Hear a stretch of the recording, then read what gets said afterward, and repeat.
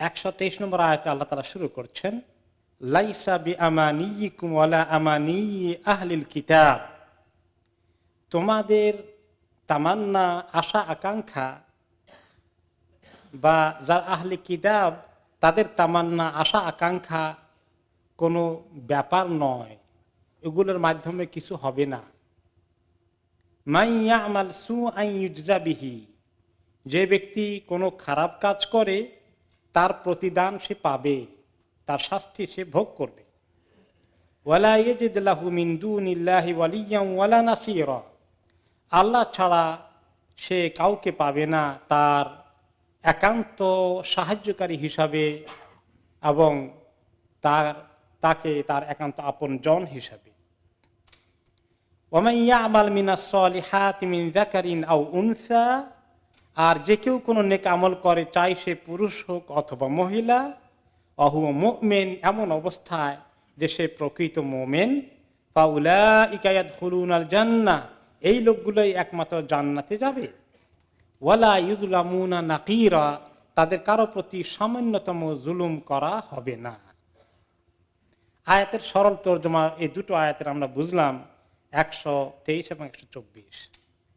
এখানে বিষয়টা কি? মুসলমানদের আশা আকাঙ্ক্ষা তামান্না দ্বারা কাজ হবে না, আহলে কিতাবের আশা আকাঙ্ক্ষা তামান্না করলেই কাজ হবে না, বরঞ্চ আমলের কথা বলা হচ্ছে। গুনাহ করলে শাস্তি হবে, আর নেক আমল করলে জান্নাত আছে। এই বিষয়ে তাফসিরে হযরত কাতাদা রাদিয়াল্লাহু আনহু, যিনি একজন তাবিঈ, তিনি বলেছেন যে মুসলমান এবং আহলে কিতাবের কিছু লোকেরা বসে, ইহুদিরা মদিনায় ছিল অনেকেই, তারা একবার একটা বিতর্ক করছিল। তারা তখন সেখানে নবী করিম সাল্লাল্লাহু আলাইহি ওয়াসাল্লামের ওই জামানায়, আর উনি সামনে ছিলেন না, কিন্তু তারা দুই গ্রুপের মধ্যে একটু ডিসকাশন হচ্ছিল। আহলে কিতাব বলল, ইহুদিরা বলল যে নবিয়ুনা ক্বাবলা নবিয়্যিকুম ওয়া কিতাবুনা ক্বাবলা কিতাবিকুম ফানাহনু আওলা বিল্লাহি মিনকুম, আমাদের নবী তোমাদের নবীর আগে এসেছেন, আমাদের কিতাব দেওয়া হয়েছে তোমাদেরটার আগে, তোমরা তো পরে পেয়েছো, কাজে আমরা আল্লাহর কাছে আগে থেকেই ভালো শানে পজিশনে আছি, তোমরা তো পরে আসছো, তা আমাদের ফজিলত বেশি, আমাদের নবীর ফজিলত বেশি, আমাদের কিতাবের ফজিলত বেশি, আমাদেরও ফজিলত বেশি। এই কথা আহলে কিতাবের লোকেরা বলল। ওয়াকাল আল মুসলিমুন নাহনু আউলা বিল্লাহি মিনকুম ওয়া নাবিয়ুনা খাতামুন নাবিয়্যিন, মুসলমানরা বলল, আরে বলো কি, আমরা তো তোমাদের থেকে অনেক বেশি উত্তম, কারণ আমাদের নবী হচ্ছেন খাতামুন নবিয়্যিন, সব নবীদের একদম সিল মোহর তাকে দিয়ে করা হয়েছে। ওয়া কিতাবুনা ইয়াকতি আলাল কুতুবিল্লাতি কানাত ক্বাবলাহু, আর আমাদের কিতাব কোরআন এত কম্প্রিহেন্সিভ, এত ব্যাপক, এত শামিল এবং কামিল, আগের কিতাবের সবগুলো এর মধ্যে ঢুকিয়ে দেওয়া হয়ে গেছে, কাজে আমাদের শান্ত আমাদের থেকে কত বেশি, কি বল? তো আল্লাহ তাআলা উভয় গ্রুপের এই বিতর্ক বিতণ্ডা শুনে তিনি এই আয়াত নাজিল করলেন। এখন এই যে বিতর্ক করা, এই বিতর্কটা ঠিক হয় নাই, এই বিতর্কের মধ্যে কোনো ফায়দা নাই। মুসলমানদেরকে যদিও আল্লাহ তাআলা আমাদেরকে অনেক শান দান করেছেন, যে আখিরি নবীর উম্মত বানিয়েছেন, আলহামদুলিল্লাহ। এখন আখিরি নবীর উম্মত আছি, কিন্তু গুনার মধ্যে ডুবে আছি, কদ্দুর ফজিলত হলো? এখন আখিরি নবীর উম্মত বলে খুব সম্মানের সাথে আছি, কিন্তু নেক আমল করি না, কি ফায়দা হলো? আল্লাহ তাআলা বলেন যে এই সমস্ত বাতিল তর্কের মধ্যে কোনো ফায়দা নাই, বেহুদা তর্ক। যখন যে নবী আসে সেই নবীর কথা মতো, যে তরিকা মতো চলে, নেক আমল করে, তার জন্য কামিয়াবি আছে, গুনাহ করলে তার শাস্তি পাওয়া লাগবে। এগুলো নিয়ে কোন নবীর উম্মত হয়েছি এটা নিয়ে তর্কের মধ্যে কোনো ফজিলত নেই, বরঞ্চ আল্লাহ তাআলা নিষেধ করেছেন। এটা নিষেধ যে আমাদের নবী তোমাদের নবী থেকে অনেক বেশি সম্মান আছে, জানো, তোমাদের নবীর দাম কদ্দুর আছে, আমাদের নবীর দাম অনেক বেশি, এরকম বলা যাবে না। আল্লাহ তাআলা নিষেধ করেছেন কোন সূরা? সূরা বাকারার শেষের দিকে, লা নুফাররিকু বাইনা আহাদিম মির রুসুলি, আমরা আল্লাহর নবীদের শানের ব্যাপার নিয়ে আমরা এগুলো নিয়ে কোনো বাড়াবাড়ি করি না। এটা ঠিক, যদিও আল্লাহ তাআলা অনেক নবীদেরকে অনেক নবীর থেকে অনেক শান দিয়েছেন, সেটা আল্লাহ তাআলার বিষয়। আমরা সেটা নিয়ে তর্ক করার, আরেক নবীকে ডাউন করার সুযোগ আছে?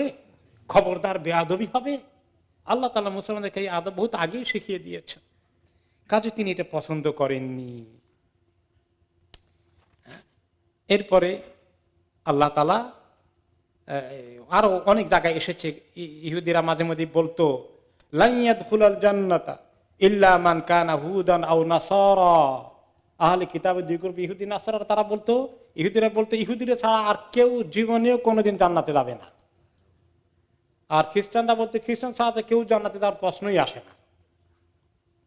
তা আল্লাহ তাআলা এগুলাকে রদ করছেন। আর ইহুদিরা আরো বলেছে লান তামাসসানান নারু ইল্লা আইয়ামাম মা'দুদাত, আগুন তো আমাদেরকে জাহান্নামের বেশি দিন টাচ করবে না, মোটেই টাচ করবে না, ম্যাক্সিমাম কয়েকদিন হাতে গোনা, তাও 40 দিন বড়দের, এর বেশি জাহান্নামে আমাদের থাকার প্রশ্নই আসে না। এরকম বিভিন্ন রকমের দাবি করেছে আগের উম্মতেরা। এই উম্মতে এই দাবি নিয়ে খুব খুশি থাকবেন। কুনতুম খায়রা উম্মাতিন উখরিজাত লিন-নাস, আল্লাহ বলে দিয়েছেন ও আল্লাহ তোমরা সবচেয়ে উত্তম জাতি, আর কি কোনো দরকার আছে, বাস আমরা তো উত্তম হয়ে বসেই আছি, আর কোন আমলের মধ্যে নাই, দাওয়াতের মধ্যে নাই, ইলমের মধ্যে নাই, দুনিয়া নিয়ে আরেক জাতির থেকে হারাম হালালের ব্যাপারে আমরা তো মাশাআল্লাহ তাদেরকেও ডিঙ্গাই যাইতে পারি, দেখা যায় মিছা কথা তারা যদি 3টা বলে আমরা 5টাও বলতে পারি, বাহ, আর উত্তম উম্মত উত্তম জাতির সার্টিফিকেট নিয়ে বসে আছি। এগুলোর মধ্যে কোনো ফজিলত নেই, আল্লাহ তাআলা এগুলোকে ইনকার করছেন। এই যে তিনি বলেন যে তামান্না করে, আশা আকাঙ্ক্ষা করে, দাবি করে, ফজিলত চর্চা করে কোনো লাভ নাই, বরঞ্চ আমল কি আছে দেখো, খারাপ আমল করলে তার শাস্তি পাওয়া লাগবে, তার জন্য আল্লাহ তার পক্ষে নাই। মুসলমানরা গুনাহ করলে সেই মুসলমানদের পক্ষে আল্লাহ থাকবেন না। এবং যখন এই মুসলমানদেরকে গুনাহ করার কারণে দুনিয়ার মধ্যে তারা যখন অপমানিত হবে, দুনিয়ার মধ্যে তারা যখন জলিল খার হবে, তখন তাদেরকে সাহায্য করার জন্য কোন জাতি এগিয়ে আসবে? কোন শক্তি আছে? কোন শক্তি নাই। খারাপ শাস্তি পেতে হবে, তার আল্লাহ ছাড়া তাকে তার আপন জন, তার উপকারী, তার কল্যাণকামী, তার সাহায্যকারী কাউকে পাবে না। কাজে আল্লাহর কাছে আসতে হবে।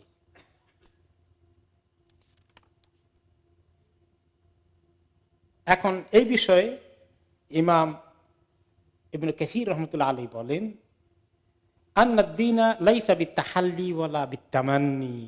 আগের উম্মতদের যখন তারা এরকম দাবি করে শুধু ছিল, এই উম্মতেরাও এই জামানায় যখন এই দাবি করে বসে থাকবে, এই দিনদারি খুব একটা ইসলামের নাম অলংকার লাগাইয়া অলঙ্কৃত হওয়া, নিজেকে ইসলামের পরিচয়ে সৌন্দর্য মণ্ডিত করা শুধু, আর তামান্না করা, আশা ভরসা করা, মুসলমান যখন হয়ে গেছি জান্নাতে তো যাবোই, আর কোনো চিন্তা নাই, আখির নবীর উম্মত হয়ে গেছে, আর কি কোনো চিন্তা আছে, এইরকম করা, এর নাম ঈমান নয়, এর নাম দিনদারি নয়। ওয়ালাকিন মা ওয়াকারা ফিল কুলুব ওয়া সাদ্দাকাতুল আমাল।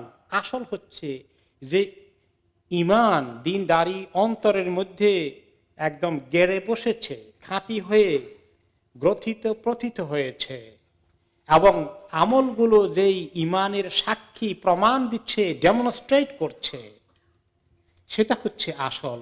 ওয়ালাইসা কুল্লু মান ইদ্দাআ শাইআন হাসালাহু বিমুজাররাদি দাওয়া। যে ব্যক্তি শুধু দাবি করে বসে থাকে, দাবির বিনিময়ে কিছুই অর্জিত হয় না, দাবি করলেই পাওয়া যায় না। আরে আপনার জমিন যদি আপনার থাকে, জমিন যদি আবাদ না করেন, দখলে না থাকে, মালিকানা থাকলেও তো পাওয়া যায় না, অনেক সময় দখলদারি লাগে, তার সঙ্গে আপনার বাস্তবে সম্পর্ক থাকা লাগবে, তাই না? দাবির মাধ্যমে কিচ্ছু হয় না। আচ্ছা, কিন্তু আসলে প্র্যাকটিক্যালি সেটাকে অর্জন করতে হয়। হাত্তা ইয়াকুনা লাহু ওয়ালা কুল্লু মান ক্বালা ইন্নাহু আলাল হক সুমিয়া কাউলুহু বিমুজাররাদি যালিকা। কেউ যদি বলে আমি খুব হকপন্থী, আমি হক নিয়ে আছি, আমি হকের পক্ষে আছি, খালি মুখে বলে, কাজে তার কোনো প্রমাণে হক তার জীবনের মধ্যেও নাই, আমলের মধ্যেও নাই, ঈমান আকীদায় নাই, তার তিনি হকপন্থী হয়ে আছেন, তিনি হাক্কানি হয়ে বসে আছেন, হকের সঙ্গে সম্পর্ক নাই, হাক্কানি, এরকম দাবি করে বসে থাকেন। হাত্তা ইয়াকুনা লাহু মিনাল্লাহি বুরহান। আল্লাহর পক্ষ থেকে দলিল প্রমাণ সহকারে আল্লাহকে দেখাতে হবে যে আল্লাহ আমি এভাবে হক ওয়ালা হয়েছি, দিনওয়ালা হয়েছি, ঈমান ওয়ালা হয়েছি, এভাবে আমল করেছি। আল্লাহ তাআলা ওনাদের এই বিতর্ককে দূর করার জন্য এই আয়াত নাজিল করলেন যে ইহুদিরা আর এই মুসলিম উম্মাহ এই দাবির মধ্যে কোনো ফজিলত নেই, তোমরা সবাই আমলের দিকে আসো। অবশ্যই ইহুদি যখন আমলের দিকে আসবে, খ্রিস্টান যখন আমলের দিকে আসবে, ইমানের দিকে আসবে, আস্তে আস্তে এক নবীর উপর ইমান এনে আরেক নবীকে অস্বীকার করা যাবে না? তাহলে তো তাদেরকেও মুসলমান হয়ে যাওয়া লাগবে, কোনো সন্দেহ নাই।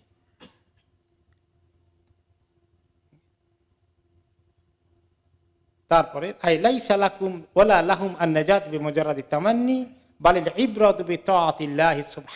আসল হচ্ছে কে আল্লাহর কথা মানলো রসুল কিরাম, আর ভালো করে অনুসরণ করছে রসুলগণের প্রতি আল্লাহ তাআলা যা কিছু নাজিল করেছেন সেগুলোকে যে হুবহু অনুসরণ করছে, ফলো করছে, আমলের মাধ্যমেই প্রমাণ হবে। ফামান ইয়ামাল মিসকালা যাররাতিন খায়রান ইয়ারা ওয়া মান ইয়ামাল মিসকালা যাররাতিন শাররান ইয়ারা। ভালো নেক আমল অল্প পরিমাণ, যাররা পরিমাণ, সামান্য বিন্দু পরিমাণ যে করবে সেটাও দেখতে পাবে, আর খারাপ আমল যতটুকু বিন্দু পরিমাণও করুক সেটাও দেখতে পাবে। এই বিষয়ের তাফসীর সম্পর্কে আরো কথা এসেছে। যখন এই আয়াত নাজিল হয়ে গেল তখন সাহাবাদের জন্য খুব কঠিন হয়ে গেল যে আমরাও তো নাজাত পাওয়া সহজ হবে না দেখা যায়। এই কিছু কিছু সাহাবী এসে বললেন, এবং স্বয়ং আবু বকর রাদিয়াল্লাহু আনহু আসলেন, এসে বললেন, ইয়া রাসূলুল্লাহ কাইফাল ফালাহু বা'দা হাযিল আয়া, এই আয়াত নাজিল হওয়ার পরে আমাদের কামিয়াবি, মুক্তি পাওয়ার কি আর কোনো সহজ উপায় আছে? যেভাবে আমল, খারাপ আমল করলেই আমাদেরকে শাস্তি দেওয়া হবে বলা হয়েছে, নেক আমল করলেই জান্নাতে যাওয়া যাবে, এখন খারাপ গুনাহ তো করতে চায় না কিন্তু গুনাহ তো হয়ে যায়, এখন গুনাহ যে হয়ে গেলে শাস্তি ইউজজা বিহি বলা হয়েছে, শাস্তি দেওয়া হবে, এখন আমাদের উপায় কি, বাঁচতে পারবো কিভাবে? ফাকুল্লু সুইন আমিলনাহু জুজিনা বিহি, দেখা যাচ্ছে যে গুনাহ করলেই তার শাস্তি পাওয়া লাগবে, মাফ পাওয়ার তো কোনো সহজ রাস্তা নাই দেখা যায়। নবী করিম সাল্লাল্লাহু আলাইহি ওয়াসাল্লাম তখন বললেন, গাফারাল্লাহু লাকা ইয়া আবু বকর, আবু বকর আল্লাহ তাআলা আপনাকে মাফ করে দিন। আলাস্তা তামরুদ, আপনি কি অসুস্থ হন না? আলাস্তা তানসিবু, আপনি কি টায়ার্ড এবং ক্লান্ত হন না? আপনার কি কোনো কষ্ট হয় না জীবনে? আলাস্তা না তুসিবিকাল্লাহ ওয়া, কঠিন পরিস্থিতি কি আপনাকে মাঝে মধ্যে, বিপদ মুসিবত আপনাকে পাকড়াও করে বসে না? তিনি বলেন যে বালা, এগুলো তো হয়। তখন তিনি বলেন ফাহুয়া মিম্মা তুজাউনা বিহি, বলা মুসিবত, দুঃখ, কষ্ট, জীবনে পরীক্ষা নিরীক্ষা, মোমেনদের জন্য যখন এগুলো আসে, এগুলো কারণে সমস্ত গুনাহ আস্তে আস্তে মাফ হতে থাকে। কাজে মাফ পাওয়ার উপায় নাই কে বলেছে তোমাকে? তোমাদের জীবনের ছোটখাটো গুনাহগুলো তোমাদের মাফ করার কারণ ঘটে যায়। আরেকটি হাদিসে এসেছে যে হুয়া মা ইউসিবুল আবদু আল মুমিন হাত্তা নাকবা ইয়ানকাবুহা, যে বান্দার ছোটখাটো আঘাত, ছোটখাটো কষ্ট সব কিছু কারণ হয়ে যায় তার গুনাহ মাফ হওয়ার। ইয়া আয়েশা হাদিহি মুবায়াতুল্লাহিল আবদ মিম্মা ইউসিবুহু মিনাল হুম্মা ওয়ান নাকবা ওয়াশ শাউকা হাত্তাল বিদা ফায়াদাউহা ফি কাম্মিহি ফায়াফজাউলহা ফায়াজিদুহা ফি জাইবিহি। ওকে, বলে যে আয়েশা, এই আয়াতের মধ্যে যেমন সতর্ক হওয়ার কারণ আছে, তেমন আয়াতের মধ্যে ইঙ্গিত আছে যে আমরা অনেক কিছু দুনিয়ার যে গুনাহগুলো করি, এগুলো মাফ করার জন্য আল্লাহ তাআলা উসিলা খোঁজেন। আর অন্যতম উসিলা হচ্ছে কোনখানে কোন দুঃখ কষ্টের মুসিবতে পড়ে গেলাম, সেটার কারণে আল্লাহ তাআলা অনেক গুনাহ মাফ করে দেন। বলে যে জ্বর হয়, সর্দি কাশি হয়, মাথা ধরা হয়, এগুলোর কারণে অনেক গুনাহ মাফ হতে থাকে। কাটার গুতা লাগে, পিন পায়ে লেগে যায়, সুইয়ের আঘাত লেগে যায়, তারপরে ওখানে একটু লোহার কড়া মাথায় গুতা লেগেছে, দরজার মধ্যে ধাক্কা লেগেছে, সবগুলোর কারণে মুমিনের গুনাহ মাফ হতে থাকে। এমন কি একজন একটা জিনিস, কোন একটা জিনিস রাখছে এক জায়গায়, খুঁজে খুঁজে আর পাই না, কতক্ষণ গেল, আধা ঘন্টা খুঁজে তারপরে চাবি পায় না, আধা ঘন্টা খুঁজে তারপরে মোবাইল ফোন পায় না, এবারে ওয়ালেটটা পাওয়া যায় না, কোট কোথায় রাখছি খুঁজে পায় না, 3 তলার মধ্যে 2 তলায় রাখছি না ওই তলায় রাখছি, জামার পকেট আছে এখন কয়টা এই দেশে কম দেখি, এই দেশে এই জামা আছে, তারপরে ছোট কোট আছে, বড় কোট আছে, এইভাবে এক এক সময় শরীরের মধ্যে 10-12টা পকেট থাকে দেখা যায়। এখন আমার নিজেরও হয় চাবি যে কোন জায়গায় রাখছি না, ফোন কোন জায়গায়, এখন বাঁচতেছে সব পকেট খাতায় পাই না, এ খুঁজতে খুঁজতে ফোন শেষ হয়ে গেছে। এরকম হয় কি না? তিনি বললেন যে তুমি একটা জিনিস এক জায়গায় রেখেছো, খুঁজতে খুঁজতে টায়ার্ড হয়ে গেছো, তুমি জানো এই কারণে তোমার গুনাহ মাফ হয়ে যাচ্ছে। এই যে তোমার কষ্ট হচ্ছে কিছু সময়, আল্লাহ কত রাহিম, কত কারিম, কত গাফুর। তো আমাদের বিপদ মুসিবত কার না আছে? বিপদ মুসিবতে যে একটা চাবি পাইলাম না, আধা ঘন্টা খুঁজতেছি, মাথা খারাপ হয়ে যায়, বকাবকি শুরু করে দিল, এই কোথায় গেলে কি হচ্ছে না হয়েছে, মেজাজ খারাপ হয়ে গেছে। কিন্তু এটার মধ্যেও আল্লাহ তাআলা খায়ের রেখেছেন। মুমিনের জন্য শুধু গুনাহ মাফ হবে। যে সবর করে না, আল্লাহর সঙ্গে তার ইমানের কোনো খবর নাই, সে ফাসেক, ফাজের, বেঈমান, তার জন্য এই খামাখায় টায়ার্ড হলে কোনো গুনাহ মাফ হওয়ার কোনো খোঁজ খবর নাই। আরেক হাদিসে এসছে যে মুমিনের জন্য অসুখ হলে গুনাহ মাফ হয়, আর কাফেরের জন্য কি? কাফেরের জন্য খামাখাই কষ্ট পাও,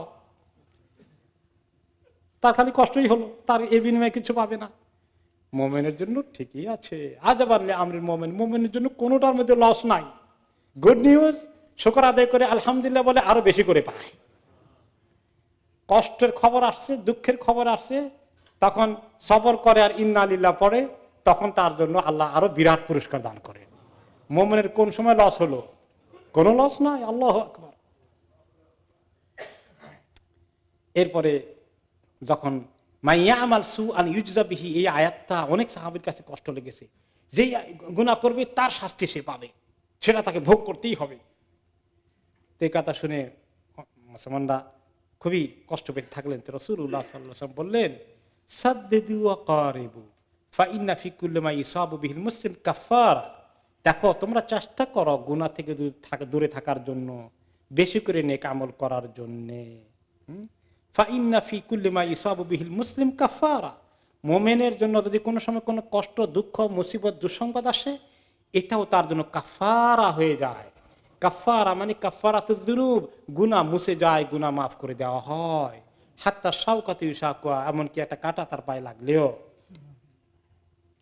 এই হলো যে মুমিনের জন্য সুসংবাদ এখানে আছে। আর পরের আয়াতে বলা হলো, আর যে ব্যক্তি নেক আমল করে, চাই নারী হোক অথবা পুরুষ, এরাই জান্নাতে যাবে। ওই দাবির কারণে কেউ জান্নাতে যেতে পারবে না, আমলের মাধ্যমে জান্নাতে যাবে। আমল করে করে জান্নাতে যেতে হবে। আমলের জন্য উৎসাহিত করা আছে এ আয়াতে এবং পরের আয়াতে। আমল করার জন্য নারী পুরুষ সবাইকে বলা হয়েছে, এবং বলা হচ্ছে এখানে যে ওয়ালা ইউজলামুনা নাকিরা, তাদেরকে নাকির পরিমাণ জুলুম করা হবে না। নাকির কি জিনিস? খেজুরের আটির মধ্যে একটা হলো মাঝখানে যে একটু ফাঁক আছে, ফাঁকের উপরে সূক্ষ্ম সুতার মতো একটা জিনিস আছে, এটা হলো নাকির। আর খেজুরের বিচির উপরে প্রলেপ একটা আছে পাতলা কাগজের মতো, ওইটার ব্যাপারে কোনো জায়গায় বলা হয়েছে ফাতিল, কোনো জায়গায় বলা হয়েছে কিতমির ইত্যাদি।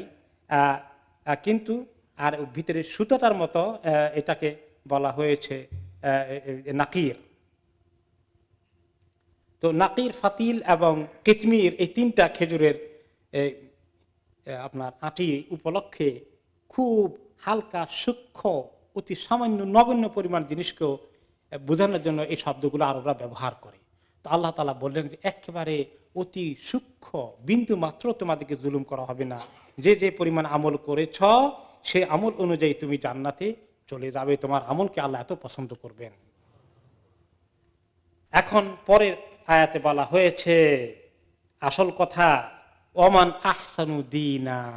এতক্ষণ যে তোমরা দাবি করলা, এই দাবির মধ্যে কোনো ফজিলত নাই, বরঞ্চ সবচেয়ে উত্তম দ্বীনদারি কার কাছে আছে? সবচেয়ে উত্তম দ্বীন কার কাছে আছে?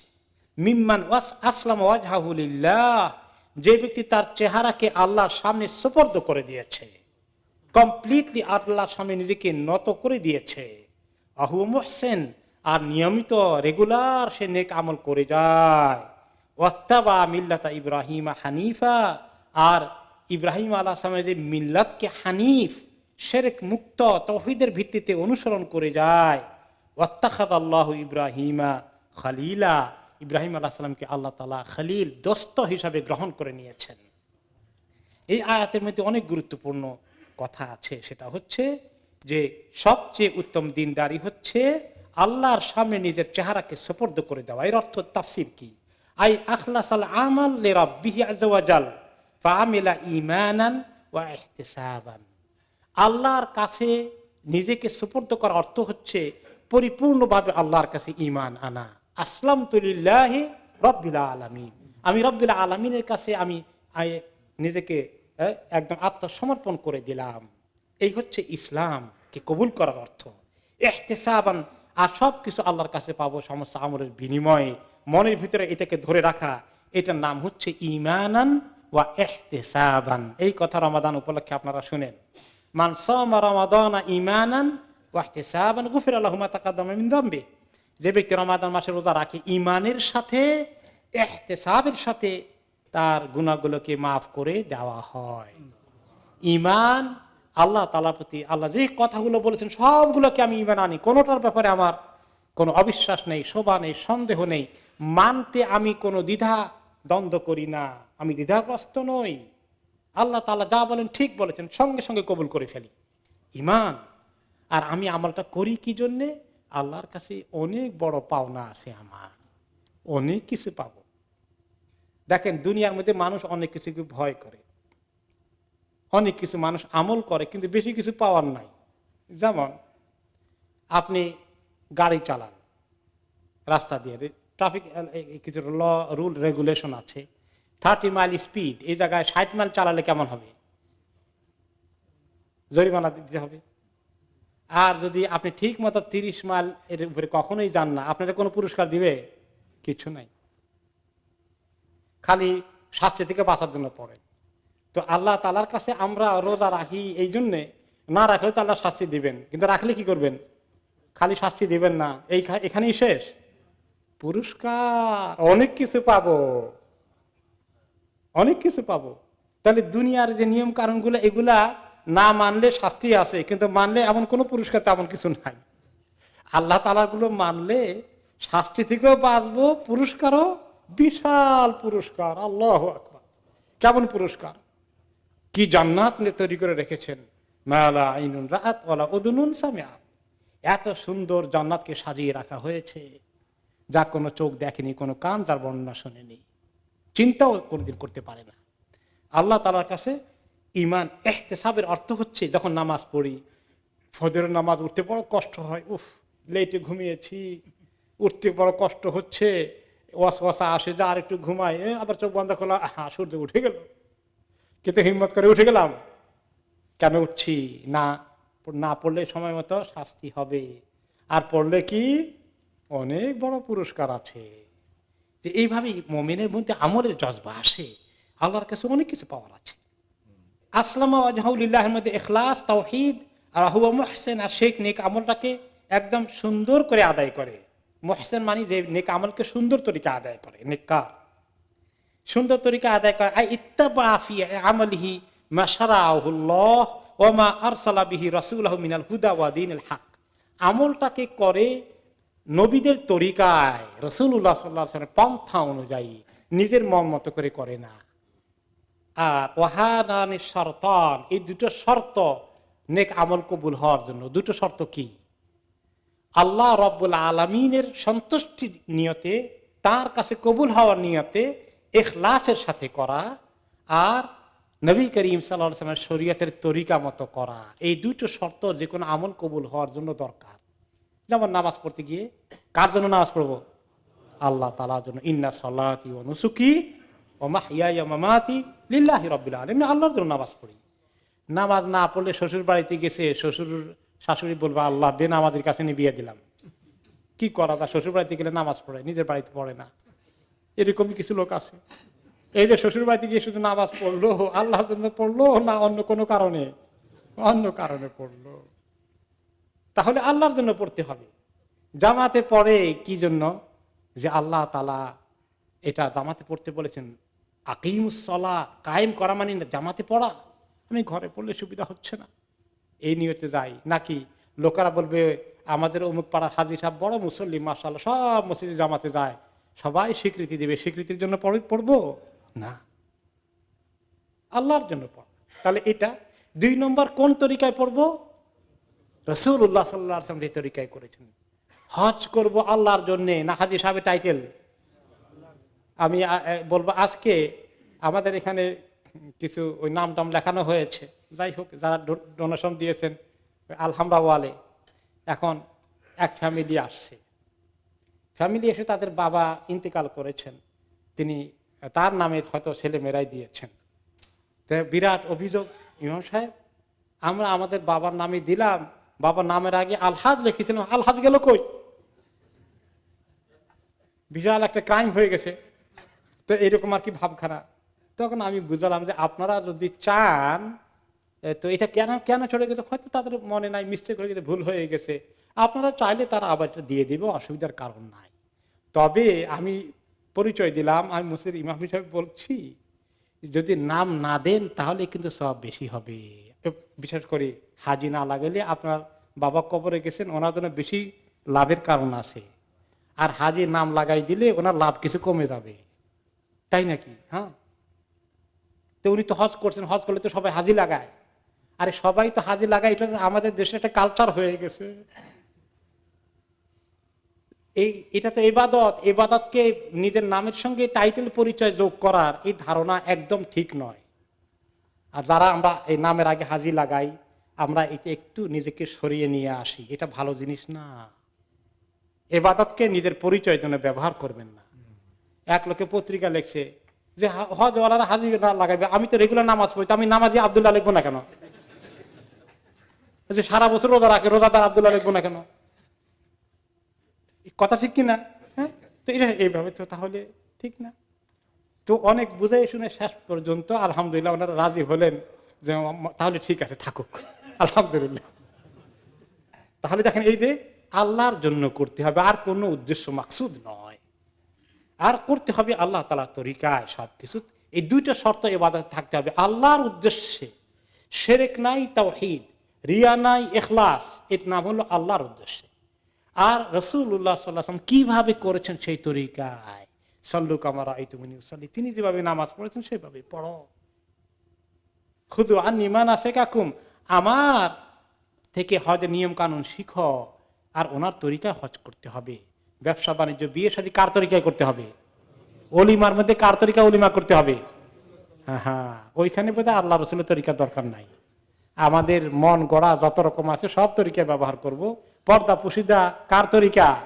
রাসূলুল্লাহ সাল্লাল্লাহু আলাইহি ওয়াসাল্লামের তরিকা। সেখানে সেগুলো আমরা উঠাই দিই যদি, তাহলে হলো না। যাই হোক, এই নেক আমলের জন্য এটা দুটো শর্ত আল্লাহ বলে দিলেন যে এইভাবে নেক আমল যে করবে। ওয়াত্তাবা মিল্লাতা ইব্রাহিম হানিফা, মিল্লাতে ইব্রাহিমকে যে অনুসরণ করবে এবং শিরক মুক্ত। আমরা কি ইব্রাহিম আলাইহিস সালাম অনুসরণ করি না মুহাম্মদ সাল্লাল্লাহু আলাইহি ওয়াসাল্লাম অনুসরণ করি? আসলে তো মুহাম্মদ সাল্লাল্লাহু আলাইহি ওয়াসাল্লাম আমরা আমাদের নবী। তো আল্লাহ তাআলা এখানে ইব্রাহিম আলাইহিস সালামের মিল্লাতের কথা বললেন কেন? আমরা যখন কবর দেই তখন কি বলি? বিসমিল্লাহ আলা মিল্লাতে রাসূলিল্লাহ, আল্লাহ রাসূলের মিল্লাতের উপরে। এখানে দেখা যায় ইব্রাহিমের মিল্লাতের উপরে কথা বলতেছে। ঘটনা কি?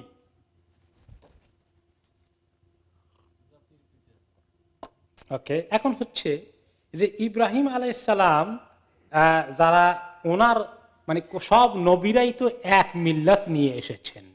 ইন্না দ্বীন ইনদাল্লাহিল ইসলাম, সমস্ত নবীদের দিন কয়টা? সেটার নাম কি? ইসলাম। আর ইব্রাহিম আলাইহিস সালাম হলেন এই ওনার পরে যত নবী এসেছেন সব নবীদের পিতা তিনি। মিল্লাতা আবিকুম, তোমাদের পিতা। এই জন্য কেউ কেউ বলে যে মুসলিম জাতির পিতা। মুসলিম জাতির পিতা, এই মুসলিম জাতি কি মুহাম্মদ সাল্লাল্লাহু আলাইহি ওয়াসাল্লাম পর্যন্ত শেষ? মুসলিম জাতির একেবারে এই নামটা আসছে হুয়া সাম্মাকুমুল মুসলিমিন, তিনি এই নাম দিয়েছেন।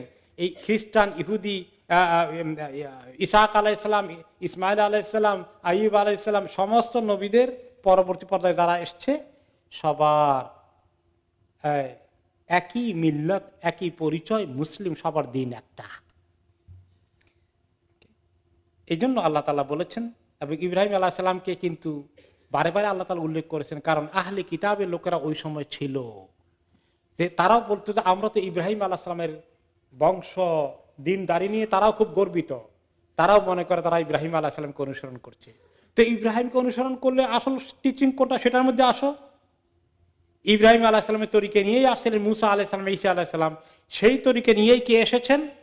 মুহাম্মদ আলাইহিস সালাতু ওয়াস সালাম। তাহলে এখানে তোমরা আসো।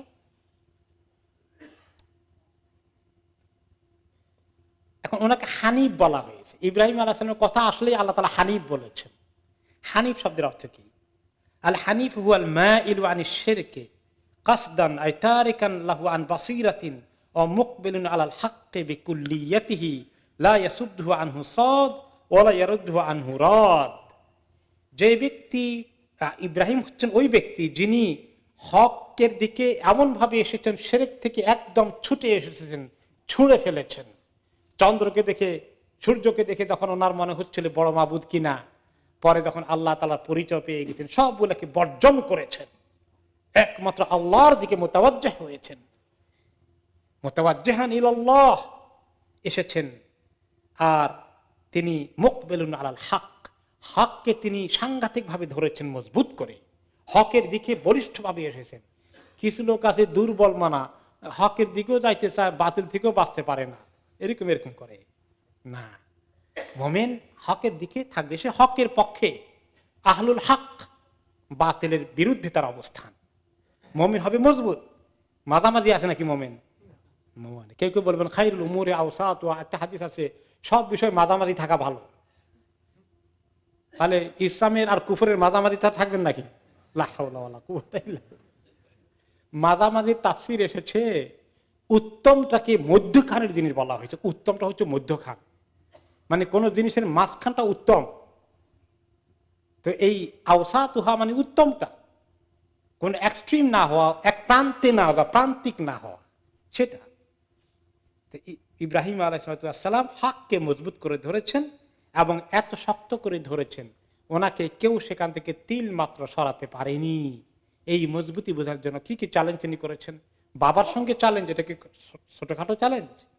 বাবা তাকে শিরকের দিকে ডাকছে, শেষ পর্যন্ত তিনি তাওহীদের দিকে ডাকছেন, হচ্ছে না। শেষে বাবা তো এমন তার প্রতি যে তুমি আমাকে হত্যা করে ফেলবো, তারপরে তিনি বের হয়ে গেছেন, কি করবে না। এরপরে নমরুদের সঙ্গে তার যে সিচুয়েশন ক্রিয়েট হলো, তাকে যেভাবে আগুনে নিক্ষেপ করা হলো, সেখানে তিনি মজবুত হয়ে হককে ধরে রেখেছেন। এইরকম হক বোঝানোর জন্য ইব্রাহিম আলাইহিস সালামের পরিচয় এসেছে। সেই কথাকে আল্লাহ বারে বারে উম্মতের জন্য রেফারেন্স দিয়েছেন। হ্যাঁ, ওয়াত্তাবা মিল্লাতা ইব্রাহিম হানিফা, ওই ব্যক্তির দিনদারি উত্তম যে আল্লাহর সামনে নিজের চেহারাকে সুপর্দ করে দিয়েছে, মেনে নিয়েছে, ঈমান এনেছে, আল্লাহর জন্য করে, আর শরীয়তকে অনুসরণ করে, ইব্রাহিমের মিল্লাতকে ফলো করে, পরিপূর্ণ তাওহীদের ভিত্তিতে শিরক থেকে দূরে থাকে, হককে মজবুত করে ধরে। আর ইব্রাহিম কি জাতা নবী? ইব্রাহিমের পরিচয় কি? ওয়াত্তাখাযাল্লাহু ইব্রাহিমা খলিলা, আল্লাহ তাআলা ইব্রাহিম আলাইহিস সালামকে খলিল হিসাবে গ্রহণ করেছেন। খলিল একান্ত বন্ধু, দোস্ত হিসাবে গ্রহণ করে নিয়েছেন আল্লাহ তাআলা। এখানে উৎসাহিত করা হয়েছে যে তোমরা ইব্রাহিম আলাইহিস সালামের আসল মিল্লাতকে পেতে হলে মুহাম্মদ সাল্লাল্লাহু আলাইহি ওয়াসাল্লামের কাছে আসলে সেটা পাবা, আর কোন জায়গায় সেটা পাওয়া যাবে না। এখন খলিল, ইব্রাহিম আলাইহিস সালামের পরিচয় খলিল দিলেন। খলিল হচ্ছে যেখানে খিল্লা থেকে আল্লাহ তাআলার সঙ্গে সম্পর্কের ক্ষেত্রে হিয়া আরফাউ মাকামাতিল মাহাব্বা, আল্লাহ তাআলার সঙ্গে মহব্বতের, মুমিনদের সঙ্গে আল্লাহর মহব্বত আছে না? আল্লাহ তাআলা মুমিনদেরকে মহব্বত করে, ইন্নাল্লাহা ইউহিব্বুল মুতাওয়াক্কিলিন, তাওয়াক্কুলকারীদেরকে আল্লাহ তাআলা মহব্বত করেন। অনেক পরিচয় এসেছে মহব্বতের, কিন্তু আল্লাহ তাআলার মহব্বতের স্তরগুলো আছে, ধাপ আছে। সর্বোত্তম স্তরে যারা পৌঁছে মহব্বতের হাইয়েস্ট লেভেল, তাদেরকে আল্লাহ তাআলা কি হিসাবে গ্রহণ করেন? খলিল হিসাবে গ্রহণ করেন। এজন্য ইব্রাহিম খলিলুল্লাহ। তিনি কেন এই খলিলের টাইটেল পেয়েছেন? ওমা যাকা ইল্লা লিকাসরাতি তাআতিহি লিরাব্বিহি, তিনি যে তার রবের বেশি বেশি আনুগত্য করেছেন, বেশি হুকুম পালন করেছেন, বেশি ইবাদত করেছেন, এই জন্য আল্লাহ তাআলা ওনাকে এই টাইটেলটা দিয়েছেন। আরেক আয়াতে আল্লাহ তাআলা ওনার প্রশংসা করেছেন, ওয়া ইব্রাহিম আল্লাযী ওয়াফা, ওই ইব্রাহিম যে ইব্রাহিম তার সঙ্গে আল্লাহর চুক্তিকে পরিপূর্ণভাবে পালন করেছে, পূর্ণ করে দিয়েছে। ওয়াইদ বিতালা ইব্রাহিম রাব্বুহু বিকালিমাতিন ফাতাম্মাহুন, যখন ইব্রাহিমকে আল্লাহ তাআলা, তার রব আল্লাহ তাআলা যখন পরীক্ষা করলেন কতগুলো বাক্য দ্বারা, তিনি সেটাকে কমপ্লিটলি হক আদায় করে পরীক্ষায় উত্তীর্ণ হলেন। ইন্না ইব্রাহিমা কানা উম্মাতান কানিতান লিল্লাহি হানিফা ওয়া লাম ইয়াকু মিনাল মুশরিকিন। নিশ্চয় ইব্রাহিম তিনি একজন উম্মত, তিনি একাই উম্মত। এমন আমল করেন, এমন মজবুতি, মনে হয় একটা জাতির মতো তিনি একলা আমল করেন, তার ঈমান এত মজবুত। কানিতান লিল্লাহ, আল্লাহর সামনে নিজেকে সম্পূর্ণভাবে সুপর্দ করে দিয়েছে, আত্মসমর্পণ করে দিয়েছে। হানিফা, আল্লাহ মুখী হয়ে গেছে, তাওহীদ মুখী, শিরক থেকে একদম মুখ ফিরিয়ে নিয়েছেন। ওয়ালাম ইয়াকু মিনাল মুশরিকিন, কখনো তিনি শিরকের কাছে ধারেও যাননি। কাজে মুমিন খবরদার, আকীদার ব্যাপারে কোনো কম্প্রোমাইজ যেন না হয়, তাওহীদের ব্যাপারে কোনো রকমের কোনো ভেজাল যেন না ঢুকে, শিরক থেকে মুক্ত থাকতে হবে। হাই মাজারওয়ালারা কতটুকুন শিরক থেকে মুক্ত আছে বলেন দেখি? মাজার কেন্দ্রিক কত লোক হবে আমাদের দেশে? ওরস উপলক্ষে কত লোক যায়? কয়েক কোটি হবে না? শিরক থেকে মুক্ত থাকতে পেরেছে? নও। এই শিরক থেকে জাতিকে উদ্ধার না করলে এই জাতির কপালে ইসলাম থাকবে? আর যদি শিরক থাকে, আকীদার মধ্যে তাওহীদ না থাকে, তাহলে ইসলামের কোনো মূল্য নাই, তার কাছে মূল্যহীন হয়ে গেল।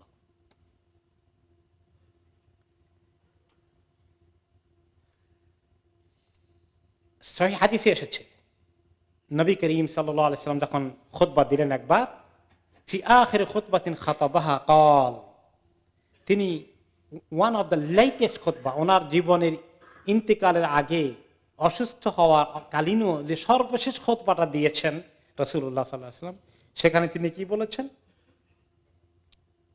আম্মা বাদ আইয়ুহান নাস। খুতবার মধ্যে শুনে না আজকালও খতিবরা বলে, কারণ এভাবে নবী করিম সাল্লাল্লাহু আলাইহি ওয়াসাল্লাম বলেছেন আম্মা বাদ আইয়ুহান নাস। অতঃপর, আম্মা বাদ অর্থ কি? অতঃপর। আগে বলে আলহামদুলিল্লাহ নাহমাদুহু ওয়া নাস্তাঈনুহু ওয়া নাস্তাগফিরু, সালাম আলা রাসূলিল্লাহ সাল্লাল্লাহু আলাইহি ওয়াসাল্লাম বলার পরে বলে কি খতিব সাহেব? আম্মা বাদ। আম্মা বাদের অর্থ কি? অতঃপর। আল্লাহর প্রশংসা করলাম এতক্ষণ, রাসূলুল্লাহ সাল্লাল্লাহু আলাইহি ওয়াসাল্লাম প্রতি সালাত এবং সালাম পাঠালাম, অতঃপর এরপর এই কথাটা বলতে চাই, আম্মা বাদ আইয়ুহান নাস, হে মানুষ, হে জনতা, ও ম্যানকাইন্ড। এই কথা তিনি বললেন, যেটা আজকেও খতিবরা এটা বলেন, ফালাউ কুনতু মুত্তাখিদান মিন আহলিল আরদি খালিলান লাত্তাখাযতু আবু বকর ইবনে আবি কুহাফা খালিলান। আমি যদি কাউকে আপন দোস্ত হিসাবে গ্রহণ করতাম এই জমিনের মধ্যে, তাহলে আমি আবু বকর ইবনে আবি কুহাফাকেই, আবু বকরকেই আমি আমার দোস্ত হিসাবে গ্রহণ করতাম, তাকে খলিল হিসাবে আমি তাকে এই লকব দিতাম। ওয়ালাকিন্না সাহিবাকুম খলিলুল্লাহ, কিন্তু তোমাদের সাথী মানে এই নবী মুহাম্মদ সাল্লাল্লাহু আলাইহি ওয়াসাল্লাম হচ্ছেন আল্লাহর খলিল। আল্লাহ তাআলা আমাকে খলিলের পর্যায়ে নিয়ে গেছেন, কাজে কোনো মানুষের সঙ্গে আমার আর খলিল করার আর জায়গা থাকলো না। তাহলে শুধু ইব্রাহিম আলাইহিস সালাম আল্লাহর খলিল হননি, আরো কে হয়েছেন? মুহাম্মদ সাল্লাল্লাহু আলাইহি ওয়াসাল্লামকে আল্লাহ তাআলা খলিলের মর্যাদা দান করেছেন। আরেকটা হাদিসে এসেছে, ইবনে আব্বাস রাদিয়াল্লাহু তাআলা আনহু বলেন, জালাসা নাসু মিন আসহাবি রাসূলিল্লাহ সাল্লাল্লাহু আলাইহি ওয়াসাল্লাম ইয়ান্তাদিরুনাহু। কোন এক জায়গায় সাহাবায়ে কেরাম বসে আছেন, রাসূলুল্লাহ সাল্লাল্লাহু আলাইহি ওয়াসাল্লামের ইন্তজার করছেন, উনি ওনাদের কাছে আসবেন। হাত্তা ইযা দানা মিনহু সামিআহুম ইয়াতাযাকারুন, উনি কাছে এসে শুনতে পেলেন তারা কিছু কথাবার্তা আলোচনা করছে। ওয়া ইযা বা'দুহুম ইয়াকুল, কেউ কেউ বলতেছেন, ইন্নাল্লাহা ইত্তাখাযা মিন খালকিহি খালিলান ফা ইব্রাহিম খালিলুহু, আল্লাহ তাআলা ওনার সৃষ্টি থেকে কাউকে খালিল, বন্ধু হিসাবে নিয়েছেন, দোস্ত হিসাবে নিয়েছেন, আর তিনি হচ্ছেন ইব্রাহিম আলাইহিস সালাম। আরেকজনে বললেন, আন্নাল্লাহা কাল্লামা মূসা তাকলিমান, আল্লাহ তাআলা মূসা আলাইহিস সালামের সঙ্গে কথাবার্তা সরাসরি বলে কালিমুল্লাহ ওনাকে টাইটেল দিয়েছেন। আর আল্লাহ তাআলা ঈসা আলাইহিস সালাম টাইটেল দিয়েছেন ঈসা রূহুল্লাহি ওয়া কালিমাতু, আল্লাহর রূহ এবং আল্লাহর কালিমা। আল্লাহর রূহ মানে কি? আল্লাহর প্রাণ না, রূহ আবার আরেক রূহ, কিন্তু এটা আল্লাহর রূহ আবার মানুষের মধ্যে ঢুকে কেমনে? এই রূহ মানে আল্লাহর পক্ষ থেকে একটা ফু দিয়েছেন জিবরাইল আলাইহিস সালাম, ফু দিয়ে তার মাধ্যমেই কুন ফায়াকুন, এবং তিনি ঈসা আলাইহিস সালাম মায়ের পেটে ওনার আসা শুরু হয়ে গেল ও ফুঁর মাধ্যমে। এটা হচ্ছে রূহুল্লাহ, সেখানে আল্লাহ তাআলা এই রূহকে ফু দিয়ে ঢুকিয়ে দিয়েছেন। ও কালিমাতু, আল্লাহর একটা কালিমা, আল্লাহর একটা বাক্য, কুন। এখন ওয়াকাল আখার আদম ইস্তাফাহুল্লাহ, আর আদম আলাইহিস সালামের ফজিলত আছে, আল্লাহ তাআলা ওনাকে বাছাই করেছেন প্রথম মানুষ হওয়ার জন্য, প্রথম সৃষ্টি মানুষের মধ্যে। এটা কি কম ফজিলত নাকি?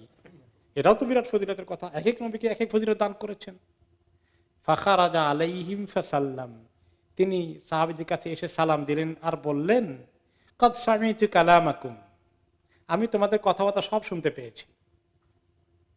ওটা আজ্জুবকুম, আর তোমরা যে খুবই আশ্চর্য হয়ে গেলা, ইন্না ইব্রাহিম খলিলুল্লাহ ওয়া কাযালিক, ইব্রাহিম আলাইহিস সালাম আল্লাহ তাআলার দোস্ত হওয়ার মর্যাদা পেলেন, এটা তোমরা ইউ আর ভেরি মানে সারপ্রাইজ বাই দ্যাট। ঠিক আছে, হুয়া কাযালিক, সেটা ঠিকই আছে। ও মুসা কালিমহু, মুসাও আল্লাহ তাআলার সাথে কথা বলেছেন, এটাও ঠিক। ঈসা রূহু ওয়া কালিমাতু, ঈসা আলাইহিস সালাম আল্লাহ তাআলার পক্ষ থেকে প্রেরিত একটা রূহ, ফুঁয়ের মাধ্যমে, এবং তিনি তার বাক্য দ্বারা সৃষ্টি হয়েছেন, এটাও ঠিক। ও আদম ইস্তাফাহুল্লাহ, আদম আলাইহিস সালামকে আল্লাহ তাআলা বাছাই করেছেন এই সৃষ্টির প্রথম হওয়ার জন্য মানুষের মধ্যে, এটাও ঠিক। হুয়া কাযালিক ও কাযালিকা মুহাম্মাদুন সাল্লাল্লাহু আলাইহি সাল্লাম, এই মুহাম্মদ সাল্লাল্লাহু আলাইহি সাল্লামকে আল্লাহ তাআলা কিছু মর্যাদায় ভূষিত করেছেন। সেটা কি? ক্বালা আলা ওয়া ইনি হাবিবুল্লাহ ওয়ালা ফখর, আল্লাহ তাআলা আমাকে তার হাবিব বলেছেন, এর মধ্যে আমার কোনো গর্ব করার কিছু নাই, শুধু আল্লাহর পক্ষ থেকে তোমাদেরকে ইনফরমেশন দিতে হয়, সেজন্য দিচ্ছি। ওয়ানা আউয়ালু শাফিঈন ওয়া আউয়ালু মুশাফফাহিন ওয়ালা ফখর, আল্লাহ তাআলা সর্বপ্রথম আমাকে সুপারিশ করার তৌফিক দিবেন হাশরের ময়দানে, এবং আমার সুপারিশকে আল্লাহ তাআলা সবার আগে কবুল করবেন, এটাও ঠিক। কিন্তু এটা আমি খুব গর্ব অহংকার প্রকাশ করছি না, শুধু তোমাদেরকে ইনফরমেশন পাস করছি। ওয়ানা আউয়ালু মান ইউহারিকু হালাকাতাল জান্নাহ, আর আমি সর্বপ্রথম আল্লাহ তাআলা আমাকে অ্যালাউ করবেন জান্নাতে গিয়ে, জান্নাতের দরজা বন্ধ থাকবে, ওই গেটটাকে কড়াটাকে নক করার জন্য। হ্যাঁ, কড়া এরকম বড় কড়াকে নক করে না, এভাবে নক করার জন্য। ফায়াফতাহুল্লাহু ওয়া ইউদখিলনিহা, আল্লাহ তাআলা পক্ষ থেকে তিনি খুলে দেবেন আর আমাকে সেখানে ঢোকার জন্য অ্যালাউ করে দেবেন। আরেক হাদিসে এসেছে কি, যে তিনি সালাম দিবেন, নকও করবেন, সালামও দিবেন। তখন সালাম শুনে ওখানে খাজেন যিনি আছেন, রেদওয়ান যিনি আছেন, জান্নাতের যিনি মেইন গার্ড, ইনচার্জ ফেরেশতা, তিনি বলবেন, হু ইজ দ্যাট, কে? তিনি বলবেন, আমি মুহাম্মদ। ও, আপনি এসে গেছেন, আমি তো অপেক্ষায় আছি, আমাকে নির্দেশ করা হয়েছে আপনার আগে কারোর জন্য জান্নাতের দরজা না খুলতে, আসেন, খুলে দিবেন তিনি। ওমাই ফুকারাউল মুমিনিন ওয়ালা ফখর, আমার সঙ্গে পেছনে দিয়েই আসবে মুসলমানদের মধ্যে যারা গরিব কিন্তু ভালো মুসলিম, তারা সবার আগে আমার পিছনে ঢুকে পড়বে। পয়সাওয়ালা যারা হয়ে গেছি তারা তো খুব গর্বিত হয়ে গেছি, পয়সা তাদের কম, তারা মনে করে হারে ঢুকে গেলাম। কিন্তু যদি ভালো ইমানদার হয় কিন্তু গরিব হয়, এই গরিব হওয়ার কারণে তাদের শান 1 ডিগ্রি বেড়ে গেছে, তারা ধনীর আগে জান্নাতে চলে যাবেন। কোন কোন রেওয়ায়েত আছে ধনীর 500 বছর আগে যাবেন। দুইজনের ইমানের লেভেল একরকম, কিন্তু একজন দুনিয়ার ধনী ছিলেন, আরেকজন গরিব ছিলেন, দুজনের আমল পাল্লায় উঠেছে ঠিক বরাবর। এই দুইজনের মধ্যে গরিব বেচারা 500 বছর আগে জান্নাতে চলে যাবে, ধনীকে আরো 500 বছর অপেক্ষা করতে হবে হিসাব নিকাশ দেওয়ার জন্য, আল্লাহ তাআলাকে ঠিক মতো বুঝিয়ে দেওয়ার জন্য কোনখানে দিয়ে আয় করেছে, কোনখান দিয়ে ব্যয় করেছে। সুবহানাল্লাহ। তারপরে বললেন যে আমাকে আগে জান্নাতে ঢুকতে অ্যালাউ করা হবে, ওলা ফখর, এখানে আমার ফখর করার কিছু নাই। তিনি কত হাম্বল, তিনি কত বিনয়ী। ওয়ানা আকরামুল আউয়ালিন ওয়াল আখিরিন ইয়াউমুল কিয়ামাতি ওয়ালা ফখর, আল্লাহ তাআলা অবশ্য আমাকে কিয়ামতের দিন সমস্ত শেষ, শুরু এবং শেষ সবার উপরে সবচেয়ে বড় সম্মানের পজিশনটা দিবেন, এটা ঠিক। আল মাকাম আল মাহমুদ আল্লাযী ওয়া'আতা, যে ওয়াসিলা নামক যে জায়গাটা আছে জান্নাতের মধ্যে আল্লাহর কাছে হাশরের ময়দানে, সেখানে ওই জায়গাটা খাস একজনকে দিবেন, তিনি কে? রাসূলুল্লাহ সাল্লাল্লাহু আলাইহি ওয়াসাল্লাম। ওয়ালা ফখর, এই ব্যাপারে আমার কোনো ফখর নাই। কাজেই আল্লাহ তাআলা এখানে ওনাকে শান দিয়েছেন, নবীদেরকে শান দিয়েছেন, এক এক নবীকে আল্লাহ তাআলা এক একটা শান দিয়েছেন। এই ব্যাপারে কোন নবী আরেক নবীর ব্যাপারে কোনো হিংসা পোষণ করেন নাই, প্রশ্নই আসে না। তাহলে ইব্রাহিম আলাইহিস সালাম যেমন আল্লাহর খলিল, তেমনি মুহাম্মদ সাল্লাল্লাহু আলাইহি ওয়াসাল্লাম আল্লাহর খলিল, এবং তার চেয়েও অনেক বেশি শান আল্লাহ তাআলা ওনাকে দান করেছেন। আরেকটি রিওয়ায়াতে এসেছে, ইসহাক ইবনে ইয়াসার রাহমাতুল্লাহি আলাইহি বলেছেন, লাম্মা তাখাযাল্লাহু ইব্রাহিমা খলিলান আলকা ফি কলবিহিল ওয়াজাল। ইব্রাহিম আলাইহিস সালামকে আল্লাহ তাআলা খলিল বলে ওনাকে শুনিয়ে দিলেন, হে ইব্রাহিম, আপনাকে আমি খলিল হিসাবে গ্রহণ করেছি। এটাতে ইব্রাহিম আলাইহিস সালামের জন্য কোনো শানের বিষয় না, কত মর্যাদার বিষয়। তিনি একটা পার্টি করছেন নাকি সেলিব্রেট করার জন্য। ওনার কি অবস্থা হয়েছে এই খবর শুনে, আলকা ফি কলবিহিল ওয়াজাল, ওনার অন্তরে এই কথা শুনে অন্তরের মধ্যে ভয় বেশি করে ঢুকে গেছে। আল্লাহর ভয়, আল্লাহ তাআলা সম্পর্কে ওনার আরো ভয় ইনক্রিজ করেছে।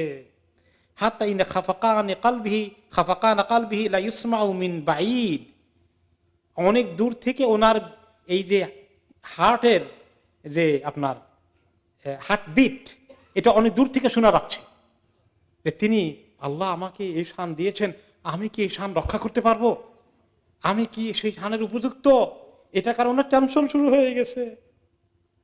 তো কাজেই মুমিনের ইমানদারি, ইলম, ঈমান, আমল যদি বাড়ে, কারো কি গর্ব বেড়ে যায়? যদি গর্ব বাড়ে তাহলে তার অবস্থা কি হবে? সর্বনাশ হয়ে যাবে। ইবলিস শয়তানের যে অবস্থা হয়েছে, সে আরো আল্লাহর ভয় ভীত হয়ে যায়। আল্লাহর ভয় ভীত, তার তাকওয়া আরো বাড়ে না কমে? বাড়ে। তাকওয়া মানে কি? আল্লাহর ভয় বেড়ে যায়, এটাই সত্য কথা। এবং এরকম তো আমাদের রাসূলুল্লাহ সাল্লাল্লাহু আলাইহি ওয়াসাল্লাম শানে এসেছে, তিনি আল্লাহকে সবচেয়ে বেশি ভয় করতেন কিনা? ভয় করতেন। আল্লাহ সবচেয়ে বেশি শান ওনাকে দিয়েছেন কিনা? দিয়েছেন। জাহান্নাম থেকে তিনি, আল্লাহ ওনাকে মুক্ত ঘোষণা করেছেন কিনা? করেছেন। এরপরে ওনার ভয়, কিভাবে ভয় হয় ওনার? যে ইন্নাহু কানা ইসমাউ লিসাদরিহি আজিজুন কা আজিজিল মুরাজ্জাল ইযা ইশতাদ্দা গালিয়ানুহা মিনাল বুকা। তিনি যখন নামাজে দাঁড়াতেন, আল্লাহু আকবার বলে হাত বাঁধতেন, সূরা ফাতিহা পড়া শুরু করতেন, ওনার বুকটার মধ্যে আওয়াজ ফুটে উঠত, এত আল্লাহর ভয় ভীত হয়ে যেতেন। যেভাবে ভাত তরকারি যখন তার নিচে আগুন দিলে পাত্রের মধ্যে, পাতিলের মধ্যে কি হয়, উতরাতে থাকে, উতরানোর একটা আওয়াজ পাওয়া যায় না, টকবক করে একটা আওয়াজ হয়, এই আওয়াজটার মতো ওনার বুক থেকে আওয়াজ আসতো আল্লাহর ভয়ে, কাঁপতে থাকতো। এটাই, যত মানুষ আল্লাহর শানে আগাবে তত মানুষের মধ্যে আল্লাহর ভয় সৃষ্টি হবে, গর্ব, অহংকার, ইতমিনান, স্যাটিসফ্যাকশন দিয়ে ভরে যাবে না, আর সে সেলিব্রেশন করবে না, ফুর্তি করবে না। গুড নিউজ খেয়ে পেয়ে সে একেবারে পার্টি করা শুরু করে দিলে, এরকম নয়। আল্লাহর ভয় আরো ভীত হবে। এই কথাগুলো বলে আল্লাহ তাআলা শেষ করছেন আয়াত এখানে, সেটা কি? ওয়ালিল্লাহি মা ফিস সামাওয়াতি ওয়া মা ফিল আরদ ওয়া কানা আল্লাহু বিকুল্লি শাইইন মুহীতা। আল্লাহর জন্যই, আল্লাহর মালিকানায় আসমানগুলোর মধ্যে এবং জমিনে যা কিছু আছে সব কিছু আল্লাহ তাআলার মালিকানায়, আল্লাহ তাআলার ক্ষমতার ভিতরে, আল্লাহ তাআলার কুদরতের মধ্যে সবকিছু। আর সবকিছু সম্পর্কে আল্লাহ তাআলা সচেতন, সবকিছু সম্পর্কে আল্লাহ তাআলা ওয়াকিফাল, আল্লাহ তাআলা সবকিছু জানেন।